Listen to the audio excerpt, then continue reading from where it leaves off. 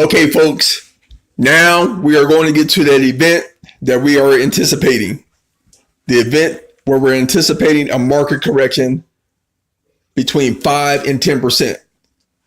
We're thinking it's going to happen sometime in the middle of May, or between the beginning of May, the middle of May. Let me try to explain this to you.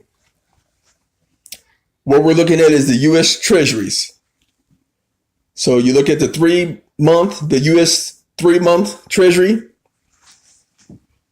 is currently at a 2.423 yield. What the government has done, they have basically tied the 3-month yield to the NASDAQ index. Okay, stay with me for a moment. The U.S. 10-year Treasury yield, they have that tied to the Dow Jones index. They don't really want the Dow Jones index getting too far behind the NASDAQ index in percentage of rising.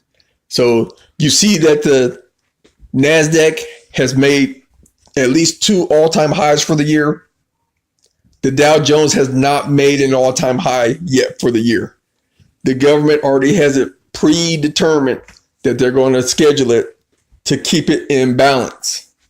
So this is when the event is going to occur.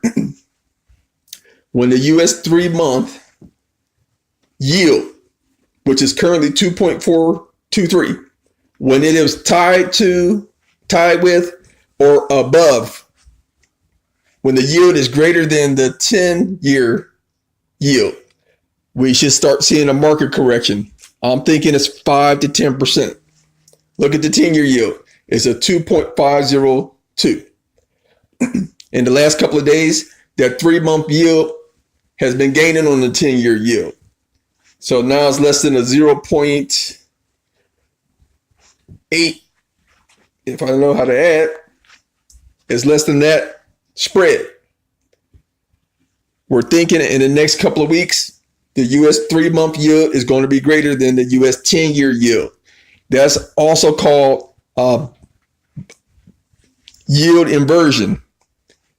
Historically, yield inversions are bad because they predict recessions. But recession is a few years off. We're not really worried about that yet. We're worried about this 5 to 10% pullback in the markets. It's well overdue. It appears it's going to occur sometime when the U.S. 3-month yield is greater than the U.S. 10-year yield.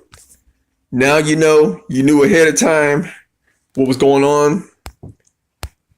We'll see how accurate it is. Later.